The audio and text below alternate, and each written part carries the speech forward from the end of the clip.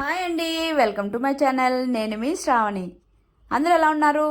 నేనైతే చాలా చాలా బాగున్నాను. మీరు కూడా బాగుండాలని కోరుకుంటున్నాను.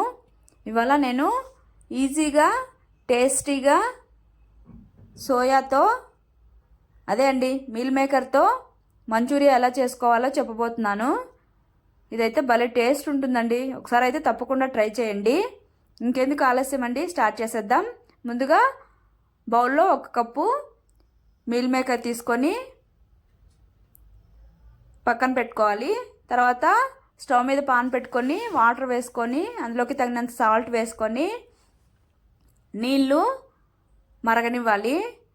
తర్వాత ఈ సోయా ఇందులోకి వేసేసుకొని ఒక పొంగు రానివ్వాలి. అంతే అండి, ఎక్కువ కుక్ అవ్వాల్సిన అవసరం అయితే లేదు. ఎక్కువ కుక్ అయితే చెదిరిపోతాయండి. తర్వాత ఒక బౌల్లోకి తీసేసుకొని చల్లనీళ్ళు కొద్దిగా వేసేసుకొని పక్కన పెట్టుకోవాలి. ఇవి చల్లారాక ఇందులోని వాటర్ అంతా ఇలాగా మంచిగా ప్రెస్ చేస్తూ పిండేసుకోవాలి, లేదంటే వాటర్గా ఉండిపోతుందండి. ఇలాగా అన్నీ పిండేసుకొని బౌల్లోకి తీసేసుకోవాలి. తర్వాత ఇందులోకి ఒక పెద్ద స్పూన్ అండి కార్న్ఫ్లోర్ యాడ్ చేసుకుంటున్నాను. ఈ కార్న్ఫ్లోర్ వేసిన తర్వాత మంచిగా ఈ మీల్ మేకర్కి అంతా పట్టేలాగా ఒకసారి బాగా మిక్స్ చేసేసుకొని కాసేపు రెస్ట్ వదిలేయాలి.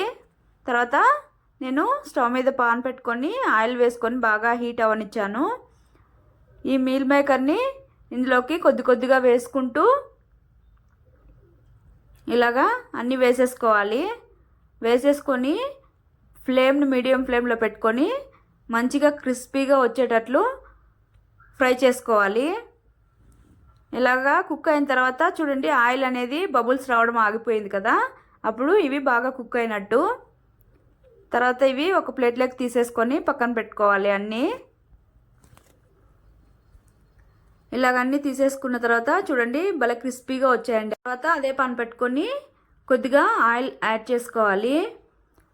తర్వాత ఇందులోకి సన్నగా కట్ చేసుకున్నటువంటి అల్లం ముక్కలు, అలానే వెల్లుల్లి సన్నగా కట్ చేసుకొని వేసుకోవాలండి.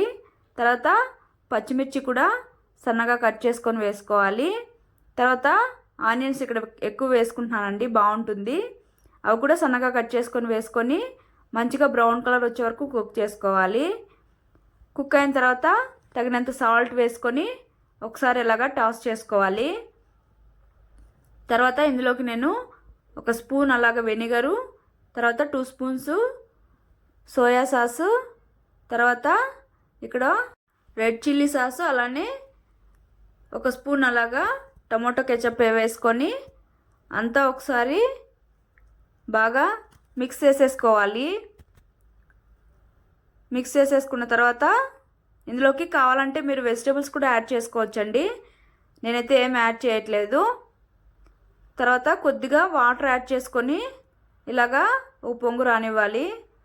తర్వాత ఇందులోకి మనము ఫ్రై చేసి పెట్టుకున్నటువంటి సోయా చంక్స్ అన్నీ వేసేసుకొని ఇలాగా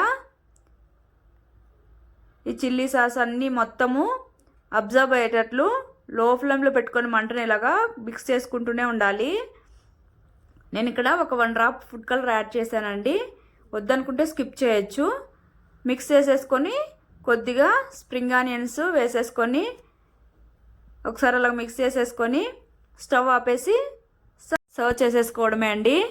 ఇదైతే టేస్ట్ నెక్స్ట్ లెవెల్ అండి, అంతే. ఇంకెందుకు మరి ఆలస్యం, మీరు వెళ్ళి ట్రై చేసేసి మీకు ఎలా వచ్చిందో కామెంట్ సెక్షన్లో కామెంట్ చేయండి. బాయ్.